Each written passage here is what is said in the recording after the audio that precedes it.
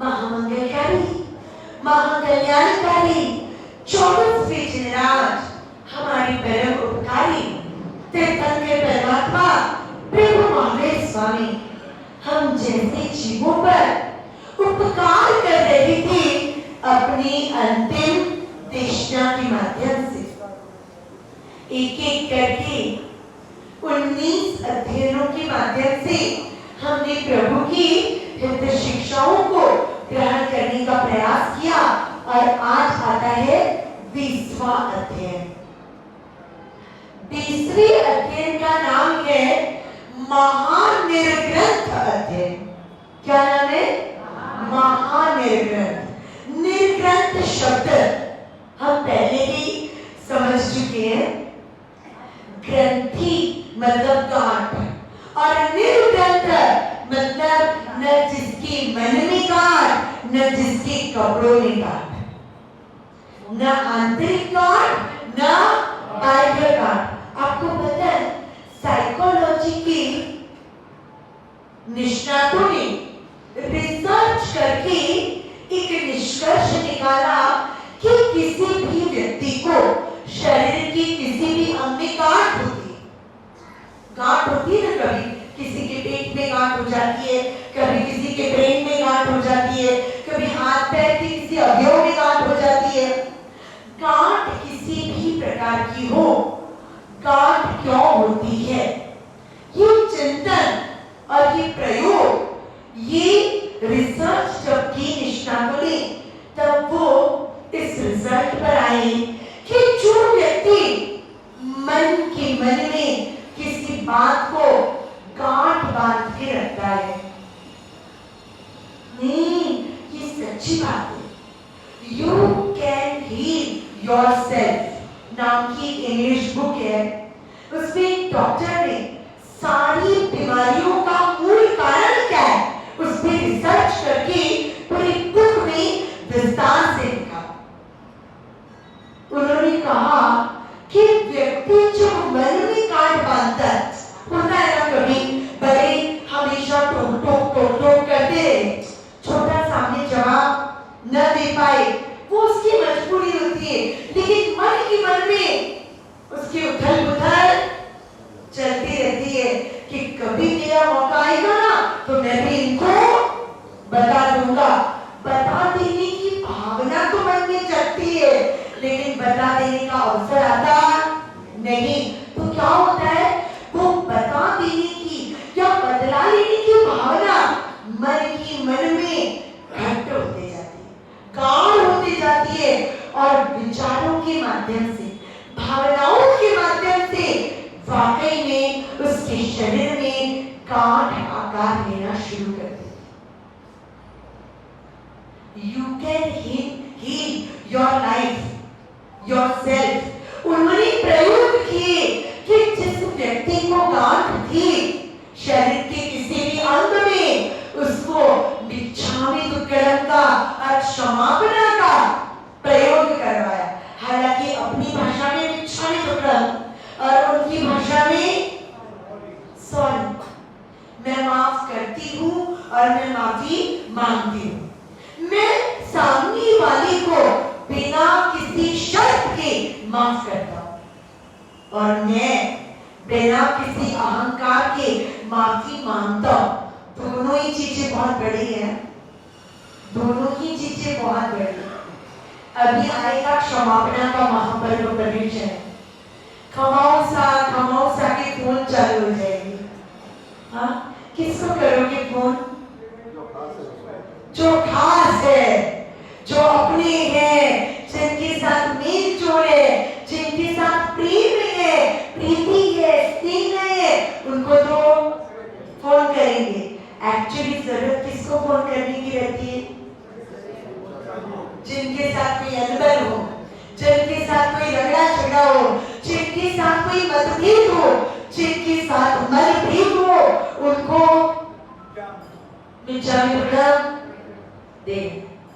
याद रखना, शत्रुंजय गिरिराज की 3,500 सीढ़ियां चढ़ना आसान है, लेकिन जिनके साथ वैर विरोध हुआ हो ना, उनके घर की 3 सीढ़ियां चढ़ना होता है।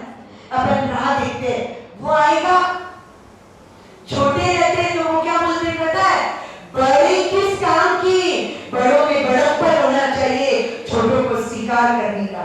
और बड़े होंगे तो कहेंगे छोटों में विवेक होना चाहिए कि वो आकर हमारे पास झुके।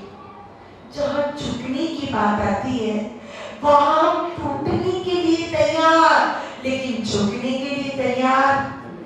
याद रखिएगा, टिकता वही है जो झुकना चाहता है, जो झुकना नहीं चाहता ना उसे टूटना पड़ता है। ग्रंथि मन में गांठ रखेंगे तो तन में गांठ होगी। थायराइड की प्रॉब्लम आजकल तो घर घर में थायराइड का एक न एक पेशेंट तो रह गए। थायरोनॉम की एल्ड्रोक्सिन की एक डब्बी घर में ना हो, ऐसा घर कोई मिल जाए तो मारेगा। बीपी का मरीज, शुगर का मरीज, हार्ट, कोलेस्ट्रॉल, कोई ना कोई, मतलब एक्चुअली अब ऐसा हो गया है ना कि thyroid, BP, sugar, heart, cholesterol ये बीमारियां ही नहीं लगती, ये बीमारियां ही नहीं लगती। पहले मुखवास के डब्बे होते थे, बरियाली, दानादार, सुपारी, अब दवाइयों के डब्बे होते हैं। अरे किसी के घर गए आप मेहमान बनकर और आप सुबह कहते हो कि अरे मैं तो मेरी थायराइड की दवाई लाना भूल गया, तो तुरंत सामने वाला कहेगा आपके कितने पावर की है, मेरे पास 50 एमसीजी की है, आपकी 100 की है तो मेरी 2 गोली ले लो, आपकी 25 की है तो मेरी आधी गोली ले लो। हर घर में ये बीमारियां लगती हैं। रिसर्च के आधार पर पता चला कि थायराइड क्यों होता है, जिसकी आवाज को दबा दिया जाता है, जिसकी आवाज को दबा दिया जाता है, मुंह बंद करके ऐसा नहीं, होठों पर तो हाथ रखकर नहीं, लेकिन जिसे बोलने का मन हो, अपनी भावनाओं की अभिव्यक्ति करने की इच्छा हो, लेकिन उसे अपनी भावनाएं व्यक्त करने का स्कोप ही न मिले, उस व्यक्ति का विशुद्धि चक्र मतलब कंठ चक्र, यहाँ जो चक्र होते 7 चक्र के बारे में तो आपने सुना होगा ना, मूलाधार चक्र, मणिपुर चक्र, अनाहत चक्र, आज्ञा चक्र, सुना होगा ना कभी। जिस व्यक्ति की आवाज को, भावनाओं को दबा दिया जाता है, कुचल दिया जाता है, उस व्यक्ति का विशुद्धि चक्र मतलब गले का जो चक्र है वो डिस्टर्ब हो जाता है। कंठ चक्र, विशुद्धि चक्र डिस्टर्ब हुआ मतलब थायराइड इम्बैलेंस, या तो कम या तो ज्यादा। मतलब महापुरुषों ने जो हमें भावनाओं के विशुद्धि का ज्ञान दिया, भावों को शुद्ध बनाने की जो प्रेरणाएं थी ना, वो एक्चुअली सिर्फ आत्मा के लिए हितकारी नहीं है, आत्मा के साथ साथ वो शरीर को भी स्वस्थ रखने के लिए उतना ही जरूरी है। एक व्यक्ति, हम अहमदाबाद में थे, बारज में चातुर्मास था हमारा, एक व्यक्ति आते थे रोज व्याख्यान में, उनकी गर्दन कंटिन्यू मतलब उनका चेहरा कंटिन्यू हिलते रहता था, नाम ऐसे कंटिन्यू, मतलब उनका अपने आप पर कंट्रोल नहीं था। उनकी बहू को हमने पूछा कि भाई आपकी ससुर जी को क्या प्रॉब्लम है, तो ये पता नहीं महाराज साहब, डॉक्टर को बताया तो डॉक्टर कहते कोई सीवियर प्रॉब्लम नहीं है, लेकिन उनकी जो नसें है ना वो शिथिल हो गई है, उनका कंट्रोल नहीं रहता, उनकी मुंडी ऐसे अपने को ऐसा लगता है कि वो मना कर, अब हम व्याख्यान में कोई बात करते रहते, अरे आप ऐसे ऐसे करो या ऐसे करके सुनो, तो हमको भी लगता है हाँ पेट्रोल स्पीकर सुन रहे हो, या बात आपकी दिमाग में बैठ रही है, समझ में आ रहा है। लेकिन कोई व्यक्ति लगातार ऐसे ऐसे करते रहे तो हमको क्या लगता है कि मैं जो बोल रही हूँ या तो वो बात कर रहे थे, या तो इस व्यक्ति की विचारधारा अलग है, उसके दिमाग में वो बात फिट नहीं हो रही। लेकिन उन्होंने कहा कि महाराज साहब ये उनकी रही है पिछली 2 सालों से।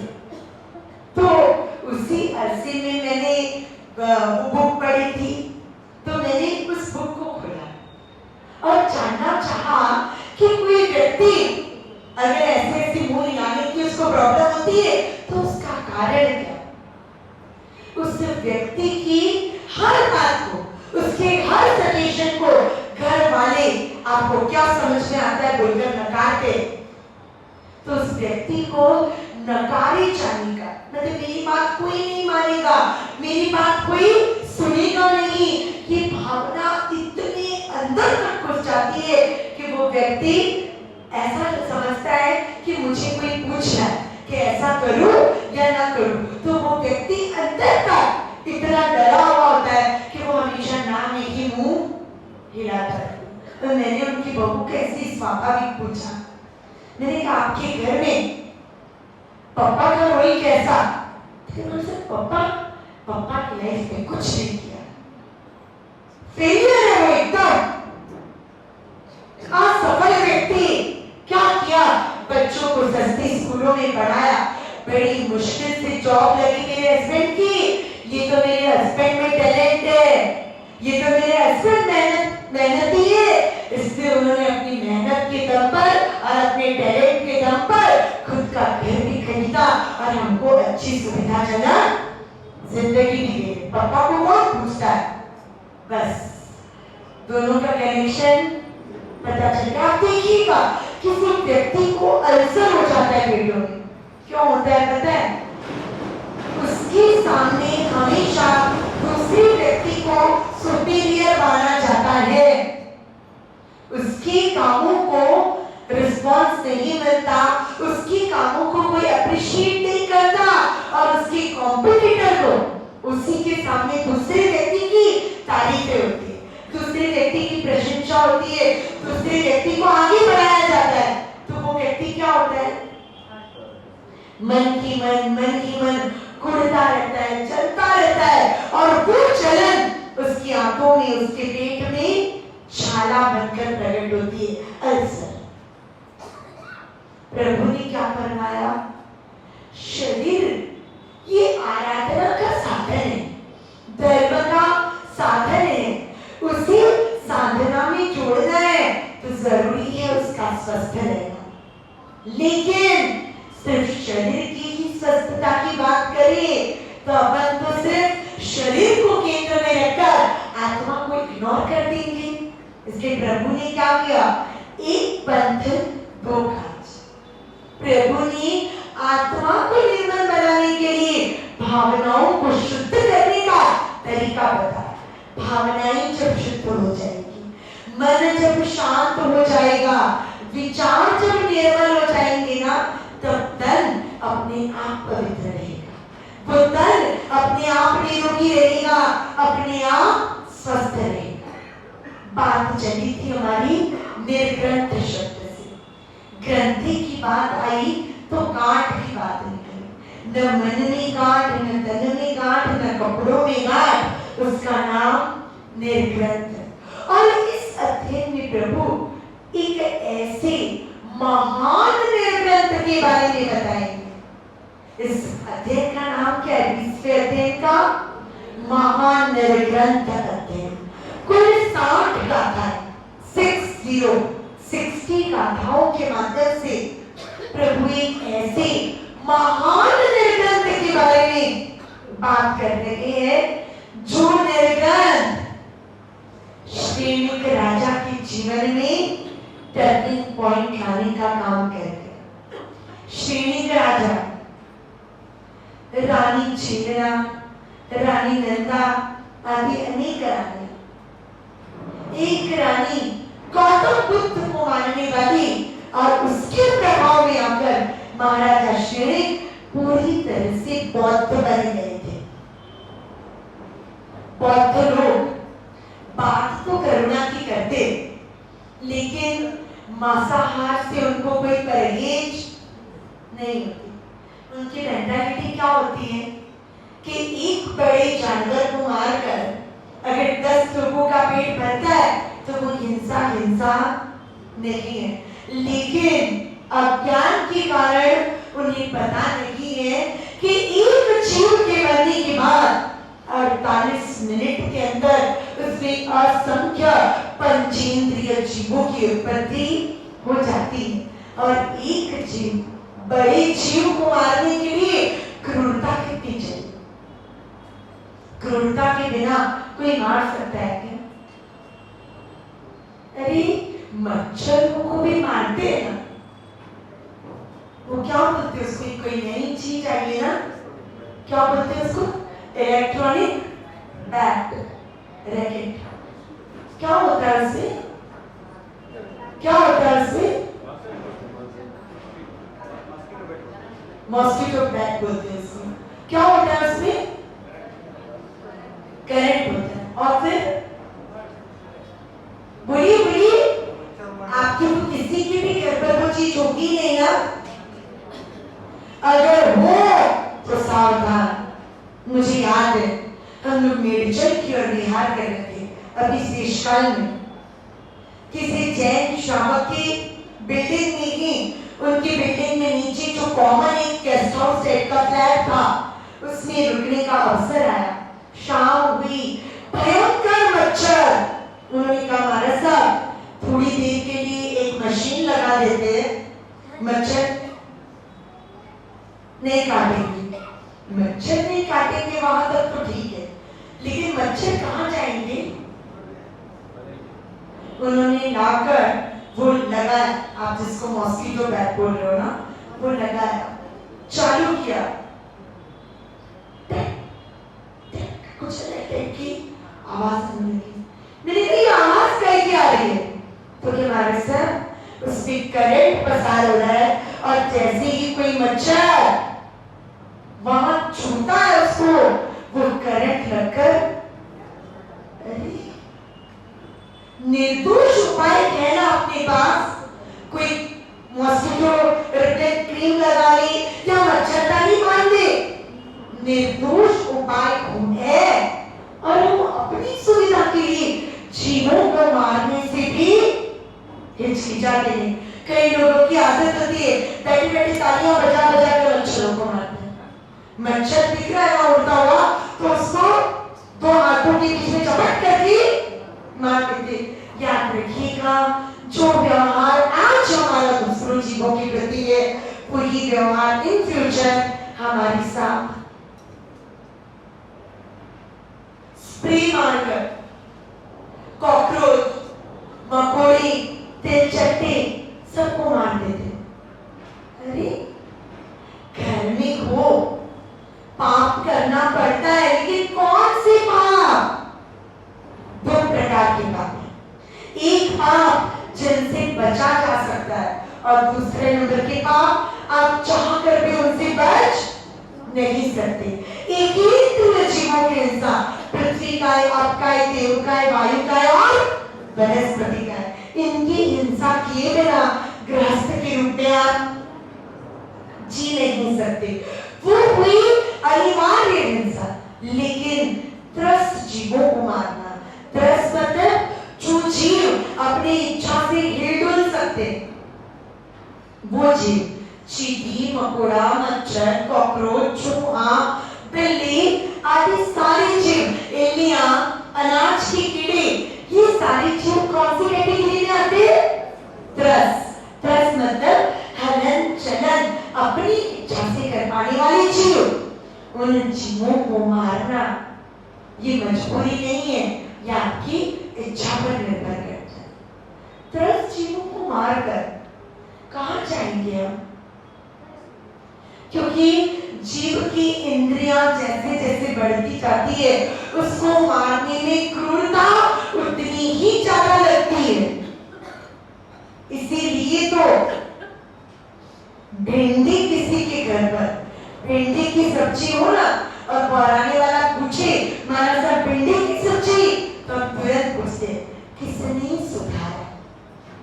नौकर ने सुधारा या घर की शादिका ने सुधारा?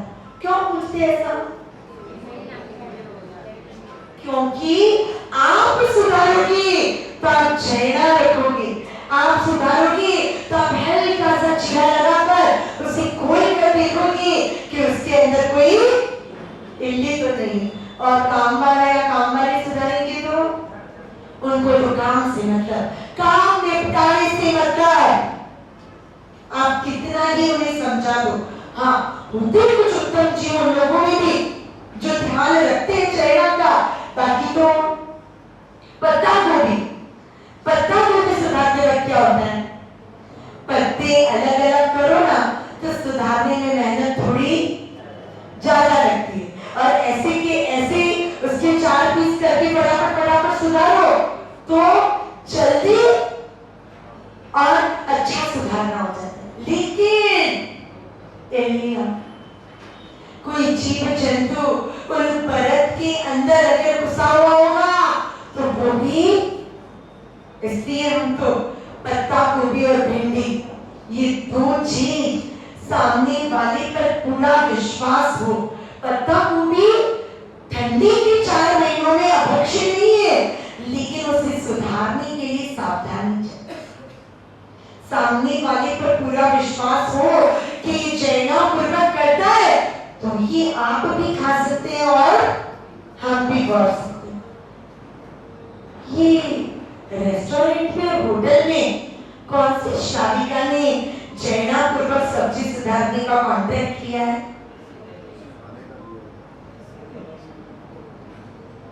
खाते हो ना आप लोग, टेस्ट ले लेकर खाते हो ना। एक बच्ची उसने कहा हमारे साथ गोचरी के लिए पधारो, तो मैंने स्वाभाविक कहा कि ठीक है आज शाम को आपके घर पर आ सकते हैं। आज शाम को मास्टर, मैंने कहा क्यों नहीं अनुकूलता है, ठीक है और कभी, लेकिन नहीं मास्टर आज कल आना ना। मैंने कहा आज नहीं, तुम लोग कहीं बाहर जा रहे? नहीं आज क्या है, संडे है ना, इसलिए हमारे घर शाम को या तो बाहर से आता है या हम बाहर जाके।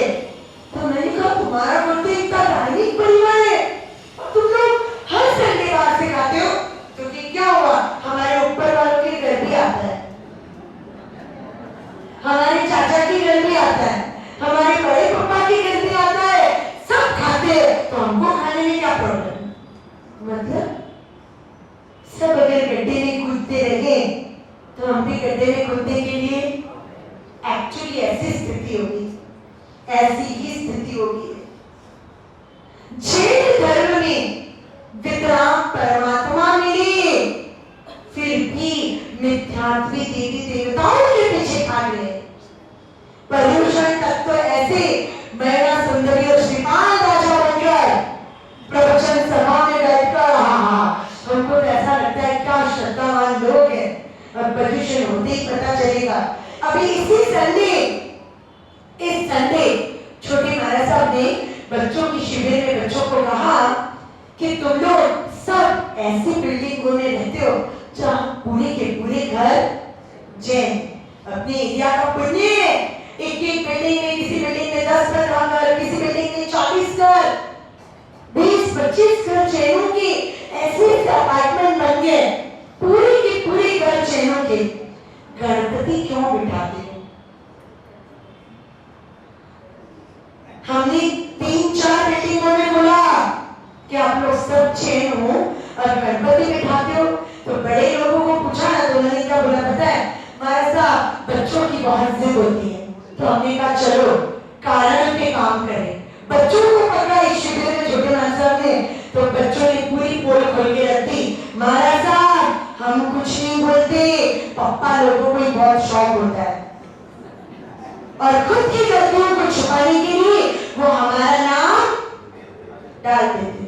अरे बच्चे अगर जिद करें तो आप में तो अक्ल है ना, आप उन्हें समझो। एक बिल्डिंग में हम गए थे, बिल्डिंग के लोग कॉलर टाइप करके बता रहे थे कि महाराज साहब हमारी बिल्डिंग में 45 घर है जैनों के, और हम हर साल गणपति बिठाते तो बिठाते हैं, पूरे बिल्डिंग वाले मिलकर 4 से 5 लाख रुपए का खर्चा भी करते। मैंने कहा हाय रे अभागी, अगर यही भावना, यही खर्चा आप निर्णय कर लो कि हर साल कल्पसूत्र या पारणा जी अपनी बिल्डिंग में अपन सब मिलकर नाई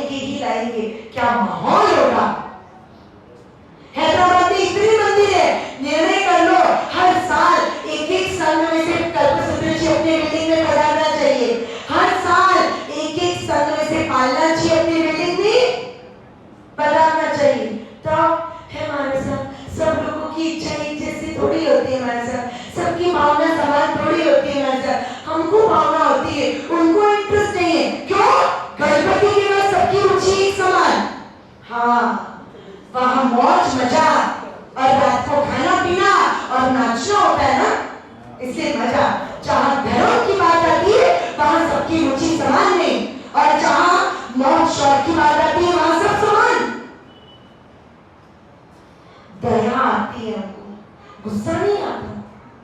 दया आती है आप लोगों की विचित्र विचारधारा पर। एक धार्मिक परिवार की लड़की को हमने कहा कि तुम लोग घर पे गणपति क्यों बिठाते हो? तो मेरे बड़े पापा के कहते हैं बिठाते।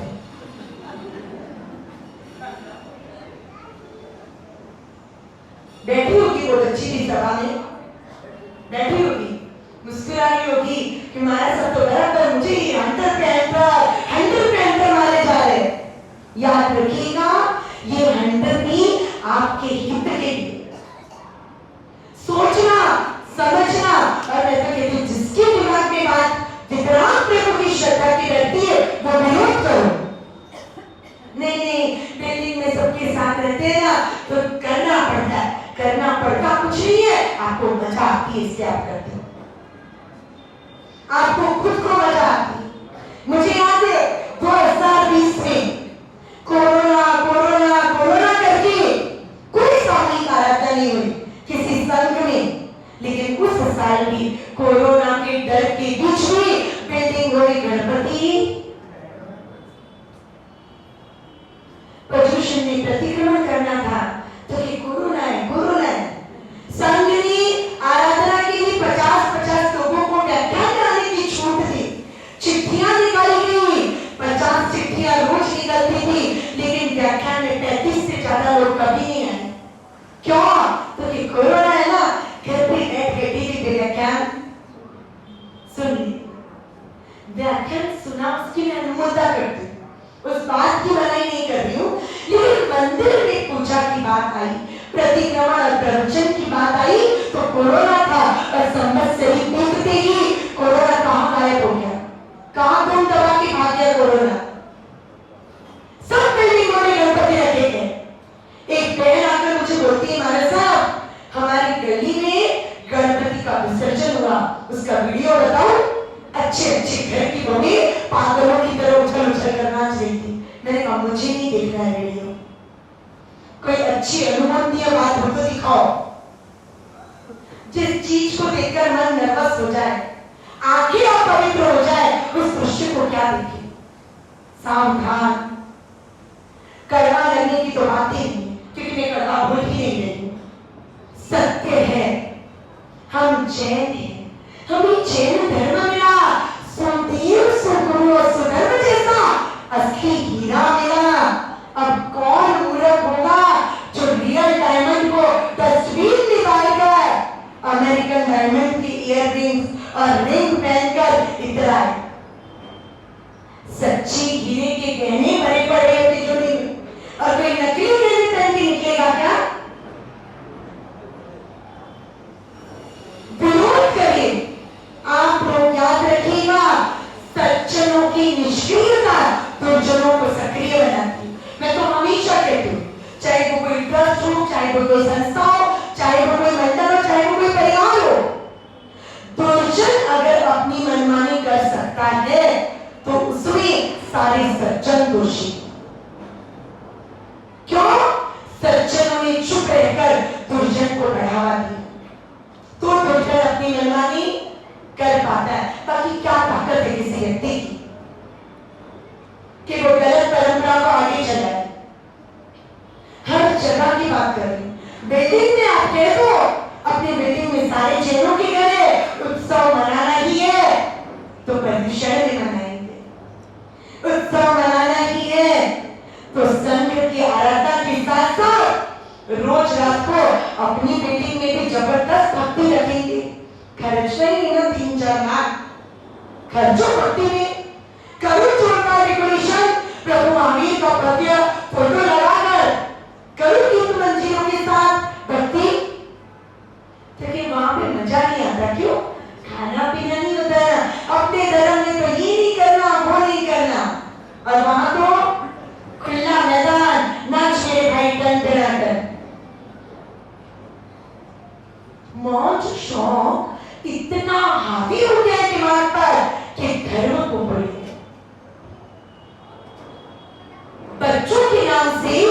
अपनी इच्छाओं को पूरी करते। पिछली बार 2020 में बच्चे आए हुए थे, महाराज साहब आज तो हमारी बिल्डिंग में शाम को मजा ही मजा है। क्या है मजा ही मजा? तो क्या आज तो हमारी बिल्डिंग में रात को अलग अलग स्टॉल लगने वाली है, पाव भाजी से लेकर पिज्जा से लेकर इडली डोसा आइसक्रीम। कोरोना था ही नहीं, कोरोना सिर्फ मंदिर और उपासना नहीं था, बाकी बाहर तो क्या है, सब लोग कोरोना प्रूफ हो जाते थे। जगह अपनी थी, जगह अपनी थी, वो इडली और डोसा भी अपना ही था, हाँ वो सैंडविच और पिज्जा भी अपना ही था। अरे मंदिर में आने वाला व्यक्ति तो विवेकवान होता है, उसे तो अक्ल होती है कहाँ छूना है और कहाँ नहीं छूना है। और मंदिर में आने से पहले तो ऐसे भी हर व्यक्ति हाथ पैर धोकर ही प्रभु को स्पर्श करता है। और बोलो कैसी गंदगी में, कैसे अनहाइजीनिक तरीके से क्या क्या डालकर और कितने कितने लोगों के हाथ पसीने और मैल क्या क्या लगता होगा, राम जाने। मतलब भूख मादिता इतनी दिमाग पर चढ़ गई है कि प्यार विचित्र लगता है। कोई व्यक्ति तपस्या करे ना तो उसे डरना पड़ता है, खाने वाले तो बिंदास। कोई व्यक्ति दीक्षा ली तो उसे घबराना पड़ता है लोगों से कि अनुमति मिलेगी कि नहीं मिलेगी दीक्षा लेने की। शादी करने वाले बिंदास, शादी किसी की न की हो तो मुबारकबाद देंगे, और दीक्षा किसी की न की हो तो फ्री में सिखाने देंगे। बेटा सोच समझ के दीक्षा लेना, माना सब लोगों में आपस में झगड़े होते हैं, नहीं आपके घरों में तो देवी देवता वास करते हैं, बुद्धिहीनता का प्रदर्शन करते हैं, बुद्धिहीनता का प्रदर्शन। संसार दुख में है, संयम तो उस दुख में संसार से निकलने का राजमार्ग है। वितराग नहीं बनी तब तक राग द्वेष रहेगा, लेकिन यहाँ वातावरण होता है साधना का, यहाँ वातावरण होता है समता का, यहाँ वातावरण होता है शांति का। लेकिन भोग मोह इतना सिर पर चढ़कर बोलता है ना कि सत्य को सत्य समझने की भी हमारी तैयारी नहीं होती। अगर तैयारी है तो रिजल्ट बिल्कुल दिखना चाहिए गणेश चतुर्थी के दिन। आप सबको कह रहे हैं वितराग प्रभु ने मुस्कुराकर हटा देने जैसा ही पॉइंट नहीं है। हम चैन, हमें सुदेव सुगुरु और सुधर्म मिला, और वो छोड़कर हम लोगों की तरह, लोग बोलते हैं लोगों की तरह अगर हम भी वो करें तो हमने और उनने रियल डायमंड और नकली कांच के टुकड़े, उनमें अंदर क्या है? सोचिएगा, सिर्फ सोचिएगा नहीं, मैं तो कहती हूँ परिवर्तन आज नहीं तो कभी लाना ही होगा। तो आज करो, परिवर्तन लाना ही है, अपनी आगामी पीढ़ी को बचाना ही है, तो आज से करो। जो संस्कार आप बच्चों को अब से दोगे वही उनके जीवन में आगे बढ़ेंगे। मंदिर उपासना में आना हो तो कहते महाराज साहब बच्चे बात नहीं सुनते, आप उन्हें समझाना। तो हम तो कहते हैं हम तो समझाएंगे, लेकर तो आओ। तो क्या महाराज साहब वो तो आने के लिए तैयार नहीं। अब आप होम डिलीवरी प्रेरणा दो तो होता है, आप घर पर आकर समझाओ तो होता है। पिछले 3 दिनों से एक 12 साल का लड़का मेरे पीछे पड़ा है। महाराज साहब आपने सामूहिक 28 का बोला है ना, मेरा बहुत मन है महाराज साहब, लेकिन पापा बोल रहे तू छोटा है, तू 28 नहीं कर सकता। तो मैंने कहा कोई नहीं, 12 साल का बच्चा कहाँ छोटा है। 6 साल के बच्चे मासिक श्रवण करते, 6 साल के बच्चे सिद्धि तब कर देते।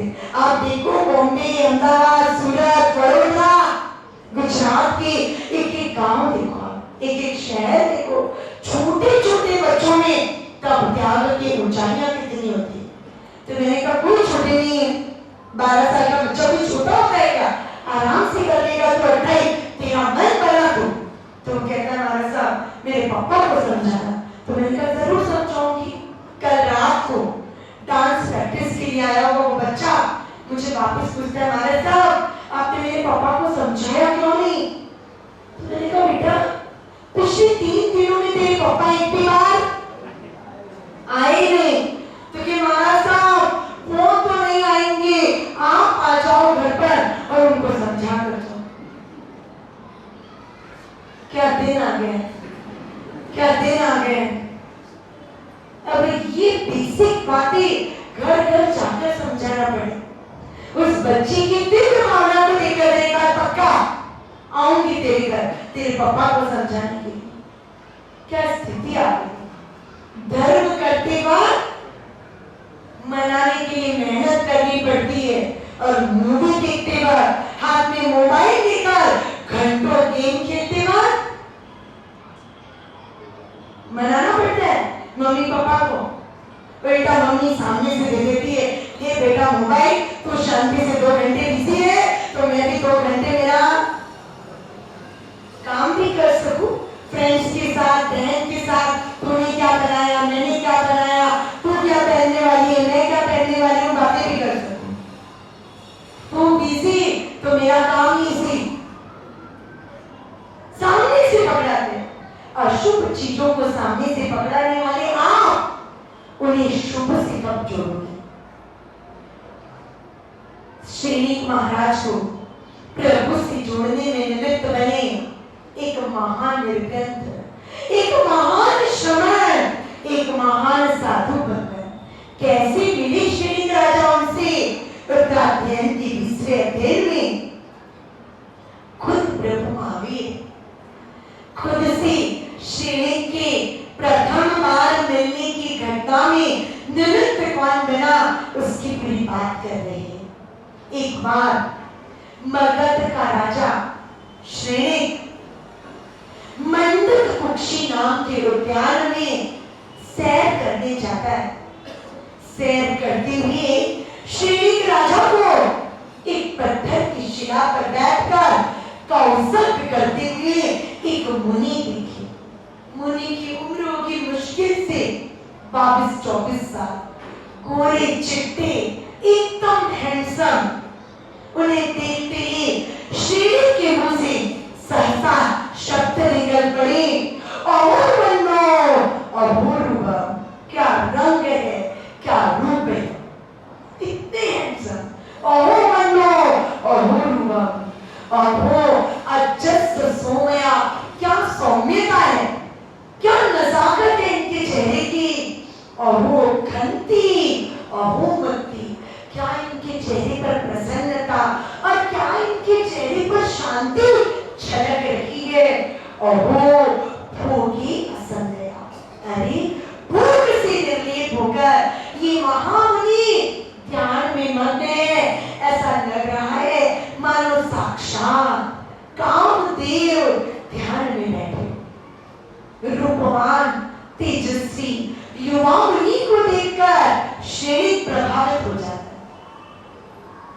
खड़ा रहकर श्रीनिक मुनि देखता है ध्यान मग्न, कपड़े एकदम सिंपल, कॉटन का सफेद रंग का चोलपट्टा और कॉटन का सफेद रंग का कपड़ा, बाजू में कुछ पड़ा है रजोहरण। अभी तक श्रेणी को पता नहीं था कि इसे ओघा या रजोहरण कहते। ये क्या, कुछ भोग सुख की साधन नहीं, शरीर पर कोई अलंकार नहीं, लगता है ये कोई सन्यासी है। पूछूंगा इनको क्यों लिया जवानी में सन्यास। श्रेणी खड़ा रहता है, उसमें विवेक था। मुनि का अवसर कर रहे ना, तो मैं उन्हें डिस्टर्ब न करूं। कभी कभी लगता है उस जैन धर्म से अपरिचित श्रेणी को पता था कि विवेक क्या होता है, और कभी कभी ऐसा होता है ना अपने लोगों में विवेक की बहुत कमी देखने को मिलती है। व्याख्यान करके 1 घंटे में मेरी हालत क्या होगी आप सबको पता है। इसके बाद 5-10 मिनट बैठते हैं कि हाँ भाई सब लोग आ रहे हैं, मंदिर कर रहे हैं। उसके बाद उठकर अंदर जाने के लिए निकलते हो। महाराज साहब वंदन करूं, थोड़ा विवेक जागृत करने की जरूरत है। महाराज साहब चले, मैं यहाँ से उस खिड़की तक जा रही हूँ किसी काम से, पूछ रही महाराज साहब वंदन करूं, वंदन करूं। एक्चुअली वाक्य पूछने का ही नहीं होता, ये पागलपन का दौरा है। वंदन करूं पूछने का क्या होता है, आपकी भावना है तो करो, नहीं है तो चलते करो। और ऐसा पूछने वाले अपने आप को महाज्ञानी महाविवेकी मानते हैं। एक तो ये गलत पद्धति है, वंदन करो वंदन करो। दूसरी बात, सबसे बड़ी बात ये कि महाराज साहब क्या कर रहे हैं ये आपको अपनी आंखों से दिख रहा है, आप में विवेक है। महाराज साहब बैठे एक जगह पर शांति से पढ़ रहे लिख रहे किसी से बात कर रहे, तो पूछने की जरूरत ही नहीं है कि वंदन करो, करो ना भाई, कौन रोक रहा है। और महाराज साहब अगर चल रहे और रास्ते में आप पूछोगे वंदन करो तो वो अविवेक है। कॉमन सेंस होना चाहिए कि कोई इंसान चल रहा है और अपन उसको खड़े रहकर वंदन करी तो वंदन विनय के लिए होता है या अविनय के लिए होता है? वंदन विवेक के लिए होता है या अविवेक के लिए होता है? तो फिर पूछना क्या? समझ में आया आपको? बैठे हैं तो पूछना क्या और चल रहे हैं तो पूछना क्या? दोनों में ही पूछना निरंतर है और पूछने में भी आशा रखते हैं कि महाराज साहब जवाब दें। अब मैं परसों की बात, किसी महत्वपूर्ण विषय पर मैं कुछ पॉइंट लिख रही थी। महाराज साहब वंदन करूं, मैं उस वाक्य को पूरा करने में बिजी थी तो जवाब नहीं दिया।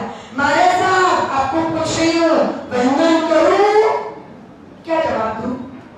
क्या जवाब दूं?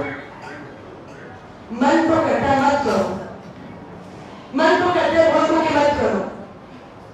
फिर हम सोचते हैं सामने वाला नहीं समझता है, अपन क्यों ना समझ पाए, ठीक है कर। फिर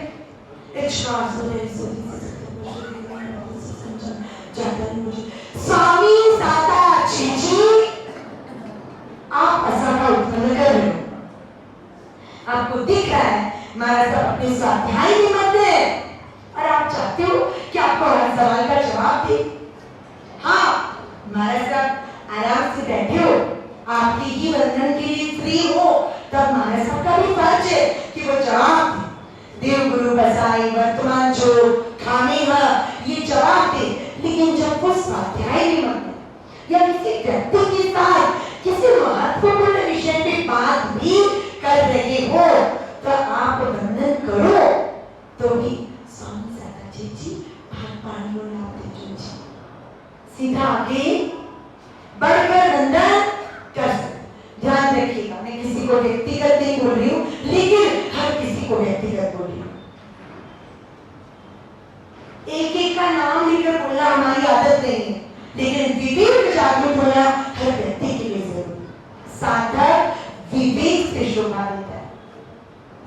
इतनी बार मैंने कहा कि एक बार प्रवचन शुरू होने के बाद पीछे से आकर आगे बैठना या किसी को बुलाना या किसी को करीबी पत्ते उच्चारना, ये चिन्हवाणों की आशा है। हमारी आशाता तो है ही है, उससे भी बड़ी आशाता चिन्हवाणी की आशा है। तो भी नहीं चूकते, हटिया कुर्सी खाली है। विवेक बहुत जरूरी। शैविक राजा जिन धर्म को नहीं जानता था लेकिन उसमें विवेक था, मुनि का अवसर पाई, फिर मैं उनसे पूछूं। 10 मिनट 15 मिनट बीती, बगद का राजा शैविक खड़ा है। मुनि के कौशल पाने की राह देखकर कौशल पारा मुनि को मंत्री और राजा पूछता है मुनिवर आप लगते तो हो वेश से मुनि सन्यासी संयमी, एक कारण पूछो। इतना सुंदर रूप, इतनी सशक्त काया, इतना तेजस्वी मुख कमल, आपने दीक्षा क्यों ली? और तब मुनि ने कहा मैं अनाथ था, इसलिए इसलिए मैंने दीक्षा। आपको कोई महाराज से वैसे कह दे कि मैं अनाथ थी इसलिए मैंने दीक्षा ली, कैसी दया आ जाए कि हाँ बेचारा अनाथ था, कोई देखने वाला नहीं था, इसलिए इनको दीक्षा लेनी पड़ी। होता है ना, आपको भी ऐसा सुनने में आया तो कितनी दया आ जाए। श्रेणी को भी दया आ गई, अरे बेचारा अनाथ था इसलिए इसे दीक्षा लेनी पड़ी। श्रेणी ने कहा मुनिवर चिंता मत करो, मैं राजा श्रेणी को हूँ, मैं आपका नाथ बनने के लिए तैयार हूँ।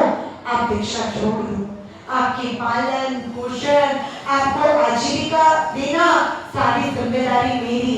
मुझे आपको देखकर इतना दिल खुश हो गया है कि मैं आपको अपने बेटे की तरह पालूंगा, आप चलो। मुनि ने कहा मैं तो अनाथ था लेकिन क्या आप सनाथ हो? श्रेणी ने कहा मैं और सनाथ क्यों न हूं, मगध का राजा हूं, मैं सबका नाथ, मैं क्यों सनाथ नहीं? मुनि ने कहा पहले मेरी बात सुन लो फिर कहना। मैं भी राजकुमार था, मेरी भी शादियां हुई कई राजकुमारियों के साथ, लेकिन एक दिन मेरी आंखों में भयंकर वेदना, मेरे शरीर में भयंकर जलन, ऐसी वेदना कि मैं तड़पने लगा। पूरा परिवार मेरी सेवा में तैनात, राजवैद्य हकीम डॉक्टर सबकी फौज खड़ी हो गई, लेकिन कोई मुझे ठीक नहीं कर पा रहा था। सब मेरे लिए रो रहे थे, लेकिन मेरा नाथ बनकर कोई मुझे बचा ले ऐसा कोई नहीं था। मैं वेदना के कारण रो रहा था और मैंने संकल्प किया कि अगर आज रात ही मेरा रोग दूर हो जाता है तो कल सुबह में दीक्षा ले लूंगा। संकल्प का प्रभाव ऐसा जबरदस्त रहा कि संकल्प करते ही दर्द कम होने लगा, नींद आ गई और सुबह उठा तो एकदम फ्रेश एंड फाइन, एकदम स्वस्थ। परिवार को कहा मैं दीक्षा लूंगा। अब परिवार लिपट लिपट कर रोने लगा, नहीं जाने देंगे हम, लेकिन मैंने कहा कि मुझे अपनी अनाथता का अनुभव हो गया है, इसलिए मैं तो मुनि बनूंगा ही बनूंगा। मैं नाथ बनाऊंगा प्रभु महावीर को, मैं सनाथ बन जाऊंगा प्रभु के चरणों में पहुंच कर। और निकल पड़ा मैं और बन गया अनाथी मुनि। श्रेणी ने कहा अगर ये अंदाज है आपका विचार करने का तो मैं भी अनाथ, तो मैं भी अनाथ हूँ। हे मुनिवर मुझ पर कृपा कीजिए और मुझे भी नाथ के पास ले जाइए। ये था श्रेणी के जीवन का टर्निंग पॉइंट। अनाथी मुनि अपने साथ राजा श्रेणी को प्रभु महावीर के पास ले जाए और फिर तो इतिहास रचा गया। श्रेणी प्रभु वीर का ऐसा परम भक्त बना कि लोग अनाथी मुनि को याद रखे न रखे, प्रभु वीर के भक्त बोलते सबसे पहला नाम राजा श्रेणी का ले। रोज प्रभु किस दिशा में विहार कर रहे ये समाचार पाने के लिए वो सैनिकों को दौड़ाता था और पता चला कि प्रभु पश्चिम दिशा में विहार कर रहे। तो श्रेणी क्या करता, अपने जूते निकाल कर उस पश्चिम दिशा में 7 कदम आगे चलकर चांदी के बाजूट पर सोने के अक्षतों से नंद्यावर्त बनाता और प्रभु को भावपूर्वक वंदन करता। श्रेणी का देहांत हुआ, अग्नि संस्कार किया गया। अग्नि में जब देह जलने लगी, हड्डियां चटकने लगी, आवाज क्या है? क्या भक्ति, क्या श्रद्धा, क्या आस्था श्रेणी के हृदय में बैठी थी। किनके कारण? निमित्त कौन बनी? अनाथी मुनि। और उस अनाथी मुनि को प्रभु ने भी महान निर्ग्रंथ कहकर नवाजा। प्रभु किसी को कह दे कि महान साधु है तो हम कल्पना कर सकते कि उनकी साधना कितनी उच्च कोटि की होगी। प्रभु की भक्ति, प्रभु की महापुण्य इकट्ठा होता है ना तो ही करने का अवसर मिलता है। कल मैंने सर्वमंगल के जस्ट पहले कहा था कि कल प्रवचन में एक जबरदस्त पुण्य अर्जित करने वाली उद्घोषणा की जाएगी। आ गया है वो मंगल अवसर जब वो उद्घोषणा की जाए। आज दिन कौन सा, तिथि कौन सी? श्रावण सुद आठम। क्या है आज? बिल्कुल पार्षद भगवान का निर्वाण कल्याण। आज के दिन प्रभु पार्षद भगवान समेत शिखर जी महातीर्थ पर अपनी साधना की पूर्णाहुति के रूप में सिद्धि को उपलब्ध हुए थे। आज के दिन प्रभु का मोक्ष हुआ था। प्रभु के जीवन की सार्थकता का आज का दिन आपको भी अपने जीवन को सार्थक बनाने का एक जबरदस्त मौका मिलेगा। क्या अपने यहाँ पर गोशामहल संघ में अपन जिस भवन में बैठे उस भवन के बिल्कुल सामने क्या हो रहा है? क्या हो रहा है? मंदिर का निर्माण। कौन विराजेंगे उस मंदिर में मुलायक के रूप में? संकेश्वर पार्षद भगवान। संकेश्वर पार्षद भगवान किसके है? किसके है? हाँ, हमारे मेरे है भगवान। ये मेरी है भगवान। ये जो फीलिंग है ना, इस फीलिंग को फेविकॉल का मजबूत जोड़ बना देने का निर्णय गोशामहल श्री संघ के ट्रस्ट मंडल ने किया। मेरे भगवान सिर्फ बोलने के लिए नहीं, एक्चुअली में ये भगवान मेरे बन जाए, ऐसा एक सुनहरा मौका। एकदम तैयार हो जाइए, कैसे प्रभु को अपना बना सकते हो आप। छोटा सा माध्यम, लेकिन हमेशा हमेशा के लिए प्रभु आपके बन जाए। मेरा बच्चा और पड़ोसी का बच्चा, दोनों शब्द बोलते वक्त भावनाएं सेम होती है या अलग अलग? अलग अलग होती है ना। पड़ोसी का बच्चा भी बच्चा है, आप उसको भी लाड दुलार करके चॉकलेट दे दोगे, लेकिन अपना बच्चा अपना होता है। मेरा बच्चा मेरा है, वो बदमाश हो तो भी मंजूर, वो पढ़ने में नहीं होशियार हो तो भी मंजूर, वो चंचल हो तो भी मंजूर, लेकिन वो मेरा बच्चा है। वो मेरापन, वो अपनापन हमें उस बच्चे से जोड़े रखता है। ठीक ऐसा ही अपनापन आपको संकेश्वर पार्षद दादा से जोड़े। पिछले 18 सालों से संकेश्वर पार्षद दादा की छत्र छाया में सुख समृद्धि के मार्ग पर पूरा संघ आगे बढ़ा, एक आस्था जुड़ी परमात्मा से। और अब जो नूतन भव्य राजमहल जैसे मंदिर का निर्माण हो रहा है, मूल्य नायक के रूप में विराजमान होंगे कलिकाल कल्पतरु, प्रकट प्रभावी, जिनके परिचय का अनुभव आज तक हजारों नहीं लाखों करोड़ों भक्त कर चुके हैं। ऐसे महामहिमावंत संकेश्वर पार्षद भगवान जैसे संकेश्वर में विराजमान है ना, वैसे के वैसे भगवान, वैसे के वैसे भगवान, वैसी ही प्रतिमा, वैसे ही परमात्मा, एकदम विशाल परमात्मा। मुख मुद्रा ऐसी कि देखते ही दीवाने बन जाए हम प्रभु की। वो भगवान बना लेंगे, भगवान का निर्माण होगा, लेकिन निर्माण प्रारंभ हो उससे पहले हमें परमात्मा से जुड़ जाए, परमात्मा को अपना बनाना है। बात निकली कि भाई मिलना है भगवान का जब निर्माण हो, लाभ कौन लेगा? तो चढ़ावे की बात आती है। तो चढ़ावा लेने के लिए भी लोग अपने मन को तैयार कर देते हैं। किसी ने सोचा है 1.25 करोड़ तो मैं नहीं छोड़ने वाला।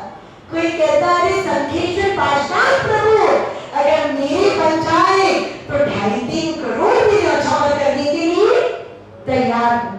लेकिन ये गोशामहल संघ है, ट्रस्ट मंडल ने निर्णय किया कि भाई एक परिवार अगर प्रभु को भराता है, प्रभु का निर्माण करवाता है, तो उसे प्रभु मेरे कि नगर संघ का समाज का हर परिवार मूल्य नायक प्रभु की निर्माण का, मूल्य नायक प्रभु की प्रतिमा बनाने का लाभार्थी बनता है, तो हर परिवार प्रभु का अपना बन जाएगा। इसलिए बहुत ही छोटी सी इसलिए बोल रही हूँ कि जहाँ करोड़ों की बात आती है ना, वहाँ 1,11,000 रकम उसके लेवल में बिल्कुल नहीं के बराबर गिनी जाती। 1,11,000 का एक नाम, ऐसा एक व्यक्ति, मैं तो कहती हूँ सिर्फ परिवार में ही, परिवार का हर व्यक्ति अपने नाम से प्रभु को जोड़ने का पुरुषार्थ कर सकता है। मात्र 1,11,000 के नगर में सामूहिक रूप से सकल संघ को, पूरे समाज को, यहाँ तक कि आपकी बहन बेटियों को भी प्रभु से नाता जोड़ने का अवसर मिलेगा। एकदम जबरदस्त निर्णय राष्ट्रमंडल ने किया।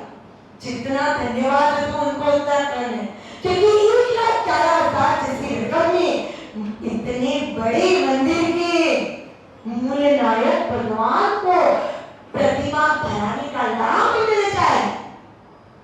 अद्भुत अद्भुत अद्भुत अवसर। नाम की उद्घोषणा आज से नहीं होगी। आज कौन सा वार? शुक्रवार। शुक्रवार आपको मिला है शुक्र मनाने के लिए, सोचने के लिए कि प्रभु से कितने तार जोड़ना है। कोई परिवार 11 तार जोड़ेगा, कोई परिवार 9 तार जोड़ेगा, कोई परिवार 7 तार जोड़ेगा। तार जोड़ेगा मतलब समझ गए ना? एक नाम दिखाते आप 1,11,000 का, तार का एक तार जोड़ेगा। मैं तो 11 से शुरू कर रही हूँ, बाकी किसी को 21, 31, 51 लिखाने की भावना हो तो भी वो लिखा सकते, कोई बंधन नहीं। लेकिन एक नाम तो हर परिवार का कम से कम आना चाहिए। मैं तो कहती हूँ शक्ति ना भी हो ना, तो आज से प्रभु को प्रार्थना करना शुरू करो कि प्रभु आपकी भक्ति करने की भावना है, आप शक्ति का संचार करो। और हमने देखा है, अपनी आंखों से देखा है, रायपुर छत्तीसगढ़ का एक परिवार, उषाबेन सुरेश जी भागवत, जीवन है भाई, सुख दुख तो चलते रहते हैं, चलती रहा, बड़ा घाटा, बड़ी आपत्ति आई, कुछ गुरुदेव और कुछ महाराज साहब 2005 में नागपुर में विराजमान थे। नागपुर आए, गुरु भगवत के चरणों में अपना दुख रखा और भावना व्यक्त की कि गुरुदेव एक बड़े मंदिर में बड़ा लाभ लेने की भावना तो थी, लेकिन आफत ऐसी आ गई है कि घर बेचने की नौबत आ गई। गुरुदेव और बेन महाराज साहब ने एक ही कहा, प्रभु से प्रार्थना करो, प्रभु शक्ति देंगे। भक्ति है अगर आपके हृदय में तो प्रभु शक्ति देंगे। और फिर तो जो भक्ति ने कमाल किया, जो शक्ति का संचार किया, आज तीर्थ की प्रमुख ट्रस्टियों में से एक बनकर बोली सुरेश जी भागवत लाखों नहीं करोड़ों का लाभ हर साल पूज्य गुरुदेव और महाराज के आशीर्वाद से लेते हैं। हमारा चातुर्मास हुआ उपस्थित तीर्थ में मुख्य लाभार्थी के रूप में चातुर्मास का लाभ लिया। गुरुदेव की गच्छाधिपति बदली हुई अहमदाबाद जयम चैती शास्त्र तीर्थ में मात्र गौतम स्वामी जी को अक्षर से बधाने का चढ़ावा उन्होंने 51 लाख रुपए में दिया। होती है भक्ति में शक्ति, अनुभव करने वाला चाहिए। जिसकी किस्मत में प्रभु की कृपा पाना लिखा होगा, वो हर परिवार जुड़ेगा प्रभु के निर्माण से। और मैं तो कहती हूँ बहनों, थोड़े चांदी के सिक्के निकाल के भी देने पड़े ना, अरे सोने का एक हार भी बेच देना पड़ेगा तो चिंता मत करना, क्योंकि पदार्थ नश्वर है, परमात्मा की कृपा शाश्वत है। अपनी बहन बेटियों को फोन करके बोलना कि रविवार के दिन से नाम की उद्घोषणा शुरू होगी। इस रविवार को क्या प्रोग्राम है?